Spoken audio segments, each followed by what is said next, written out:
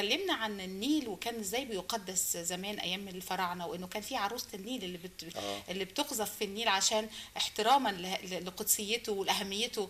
ومن ده لاننا بنرمي فيه كل حاجه وبنفرغ فيه كل يعني نفايات مصانع وغيره وقمامه، يعني جت ازاي هو دي الفجوه الكبيره دي من بيبقى الاهتمام بالنيل؟ عملية يعني نقص في الوعي والثقافة.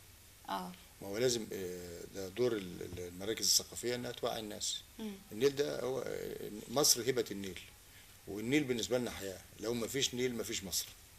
خلينا منطقيين كده وواضحين مع بعض. صحيح ما صحيح. فيش دولة هتقوم على من غير ده هي سر الحياه، هي الميه مصادر سر المياه. الحياه. كل الحضارات نمت ونشأت بجوار مصادر المياه صحيح. او على ضفاف الانهار. واحنا حضاره عمرها اكتر من 7000 سنه على من تاريخ النيل. النيل طبعا. وكانت مصر من اقدم الحضارات في العالم كله، لان في نيل. فالناس سكنت جنب النيل فعملت حضاره. لو ما فيش نيل مين اللي هيسكن في الصحراء؟ محدش يسكن. فبالتالي ما فيش حضاره. دي حتى الصحراء عشان الناس تروح تسكن فيها بيحصل بقى تعمير للصحراء دي ونبقى فيها ميه يعني لا حياه بدون لو راح ميه. الصحراء لازم يدور على ميه طبعا. هينقل الميه بخطوط، هيجيبها من تحت الارض، هيتصرف. المهم لازم يكون في ميه. ما فيش ميه ما فيش حياه. هل حضرتك بتلقي العبء في عدم ثقافة الناس أو وعيها بأنه في تقصير من الجهات أنهم يوعوا الناس، ولا الناس بيبقى في عندهم قدامهم تنويهات وبرامج بتتكلم على ده وبرضه الناس سلوكها البرامج مش كافية. البرامج مش كافية، وهو بالدرجة الأولى هي عملية ثقافة وتعليم.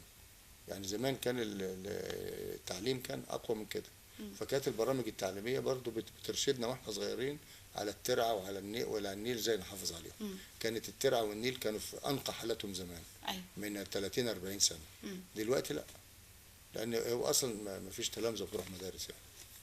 يعني حضرتك بتقصد انه مناهجنا التعليميه المفروض انها تحط في اعتبارها انه تدخل يعني تحشو كده في المناهج حاجات هامه جدا عن الميه. اكيد اكيد اكيد. بص حضرتك، ودي دعوه احنا يعني بنضم صوتنا لصوت حضرتك. انا درست بره. ورحت زرت مدارس بره. تخيل الدول مثلا زي الدول شمال اوروبا اللي فيها اخشاب زي الدنمارك والسويد، عندهم ماده الخشب دي ماده اساسيه كيفيه التعامل مع الاخشاب. مفيش بيت في دوله من دول الا لما فيه ورشه خشب ازاي يتعامل مع الاخشاب.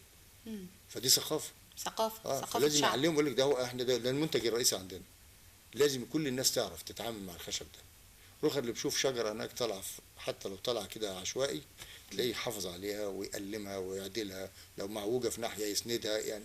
وزي ما حضرتك بتقول هي ثقافه فعلا. ثقافة. ولازم ان احنا نسعى بكل الطرق ان احنا نغير من ثقافتنا وتعاملنا مع الميه. يعني ده شيء خطير جدا لانه بيعود علينا احنا بالكوارث الصحيه وفشل كلوي وغيره. اسمحي لي اضم صوتي لصوت حضرتك ونطالب بادخال ماده اساسيه عن النيل في كل مراحل التعليم. ده اقتراح رائع الحقيقه، وبتمنى انه فعلا يفعل. يعني اتمنى انه القائمين على العمليه التعليميه زي ما بيطوروا دلوقتي في التعليم وزي ما ابتدوا يبقى في خطط للمناهج والتعليم، ان شاء الله يكون برضو من ضمن الخطه دي ان احنا نشوف قيمه الميه. وتبتدي من ابتدائي. من ابتدائي لحد ثانوي ماده اساسيه عن النيل وتطوراته، تبقى مرافقه لكل مراحل الدراسه. يطلع كل الناس تخاف عنها. صحيح. لكن كده النيل احنا بنتعامل معاه اسوأ معامله، مع انه هو سر الحقيقه. هو لو ما فيش نيل ما فيش مصر اساسا يعني. جميل. طيب احنا برضو النشاط اللي بتقوموا بيه من ناحيه التعليم السيدات والمدارس، هل في انشطه تانية؟ هل في مثلا تعاون مع بعض المؤسسات او الهيئات الكبرى بدون ذكر طبعا اسامي الهيئات دي؟ لكن بنتعاون مع مؤسسات المجتمع المدني في توصيل عمل وصلات منزليه سواء ميه او صرف للاسر غير قادره او الاكثر احتياجا. احنا عملنا حوالي 15,000 وصله دلوقتي صرف صحي في قرى كتير. عملنا 4500 وصله ميه.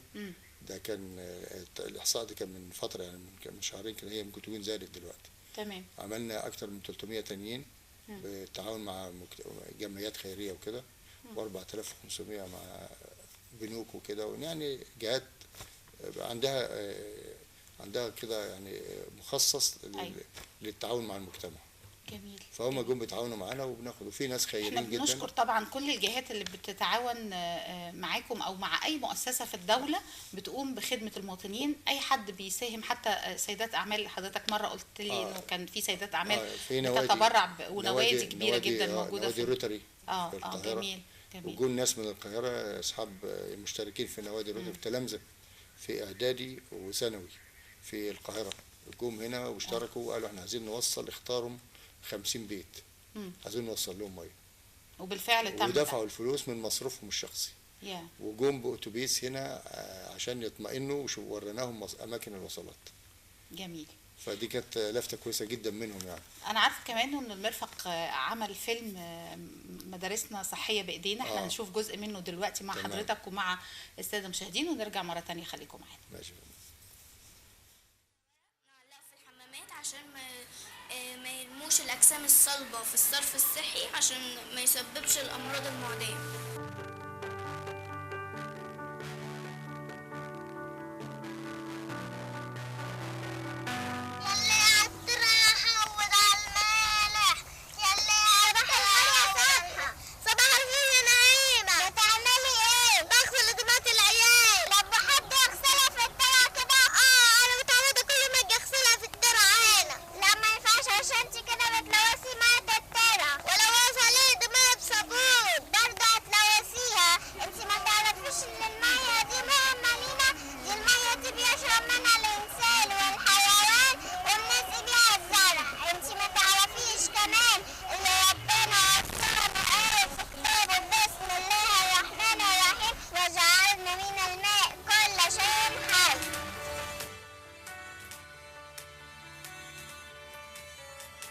برنامج مدارسنا صحية بأيدينا بالتعاون مع شركة المية وهيئة اليونيسيف. احنا هنا من بداية السنة قمنا بأعمال كتيرة مع الطلبة، والأعمال ده هي عادت بآثار طيبة جدا. في البداية أحب أستعرض الأعمال اللي قمنا بيها مشتركين. قمنا بعمل لوحات بتعبر عن المحاور الأربعة اللي هي النظافة العامة والنظافة الشخصية وترشيد استهلاك المياه والصرف الصحي. كذلك قمنا بعمل ندوات عديدة وكلمات في الإذاعة وفقرات غنائية وفقرات شعرية ومسرحية، وكان الطلبة متجاوبين معانا جدا جدا. وفي لوحات. يسعدني وشرفني أن ألقي على مسامع حضراتكم قصيدة عن ترشيد استهلاك المياه. إذا الماء يوم أفاض عطاء وأصبحت به أرضنا زاهية، تنفق شلاله من علاه تلين به أرضنا القاسية، فحافظ بني يحفظك الإله. ولو أن أنهاره جارية فمن يؤذر الماء كان جزاؤه عذابا على نفسه الجارية. وكان بداية المشروع دوت ان تم تدريبنا وبتكليف استشاري، ادانا دورة في TOT اللي هو عدد مدربين، ثم بعد كده تم تكليفنا احنا ان احنا ندرب 120 مدرس. تم تقسيمهم على 4 مجموعات، كل مجموعة 15 مدرس. طبعا احنا كعددنا في الإدارة عدد قليل، انما لما يبقى مشترك معانا 120 مدرس بيقوموا بتدريب 30 طالب، ومن خلال 30 طالب دي نوصل للمدرسة كلها. كان مثلا مدرسة 300 طالب او 500 طالب او 1000 طالب، بالتالي هنوصل لعدد كبير من الطلاب. ده كان الهدف الاساسي من تدريبنا ثم تدريب المدرسين. واليونيسيف اهتمت بذوي الاحتياجات الخاصة في المشروع دوت، وبدأنا نشتغل مع الصم والبكم والمدرسة المكفوفين. بسم الله الرحمن الرحيم. مدرسة الأمل للصم وضعاف السمع بالمنيا بتقدم مسرحية بعنوان قطرة ندى، بتتكلم عن ترشيد استهلاك المياه.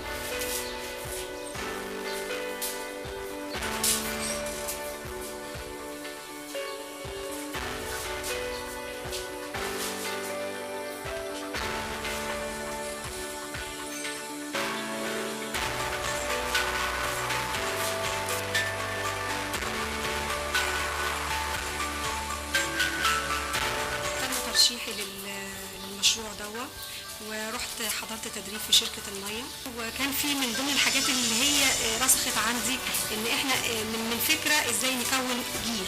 لما اتعرض المشروع علينا قمت بترشيح 2 اخصائيين حضرت دورة تدريبية في محطة المية، وده كان تنسيق ما بين شركة المية وبين هيئة المصيف. والحمد لله يعني وصل عدد التلاميذ اللي شاركوا معانا 45,000 تلميذ، ومعظم المدارس كنا بنعمل لها رحلات ميدانية لمحطات مياه الشرب للتعرف على المراحل المختلفة لتنقية مياه الشرب. وكان يوجد اللجنة العليا للمشروع برئاسة الأستاذ الدكتور المهندس إبراهيم خالد رئيس مجلس إدارة شركة مياه الشرب، والأستاذ محمد محمود عزب وكيل وزارة التربية والتعليم، وقيادات شركة مياه الشرب وقيادات مديرية التربية والتعليم. وكانت اللجنة بتجتمع بصفة دورية لمناقشة ما هو جديد في هذا المشروع. وفي النهاية لا يسعنا إلا تقديم الشكر لكل من ساهم في إنجاح هذا المشروع، مع التأكيد على استمرارية حملات التوعية بالسلوكيات القويمة من أجل خلق جيل واعي قادر على النهوض بوطننا الحبيب مصر. حفظ الله مصر قيادة وشعبا وجيشا وشرطة إن شاء الله رب العالمين.